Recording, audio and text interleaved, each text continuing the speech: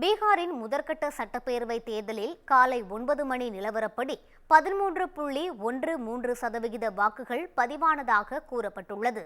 மாநிலத்தின் 121 தொகுதிகளில் விறுவிறுப்புடன் வாக்குப்பதிவு நடைபெற்று வருகிறது.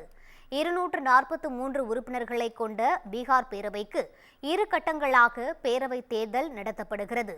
என்டிஏ ஆதரவுடன் ஜேடியு நிதிஷ்குமாருக்கும், இந்தியா கூட்டணி ஆதரவாக ஆர்ஜேடி தேஜஸ்வி யாதவுக்கும் இருமுனை போட்டி. முதல் கட்டமாக 18 மாவட்டங்கள் அடங்கிய 121 தொகுதிகளில் இன்று வாக்குப்பதிவு தொடங்கியுள்ளது.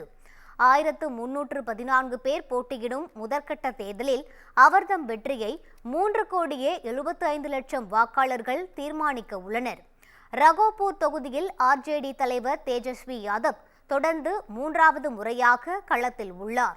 பாட்னாவில் வாக்கு செலுத்திய பின்பு செய்தியாளர்களை சந்தித்த தேஜஸ்வி யாதவ், நவம்பர் 14ஆம் தேதி பீகாரில் புதிய ஆட்சி அமையும் என கூறினார்.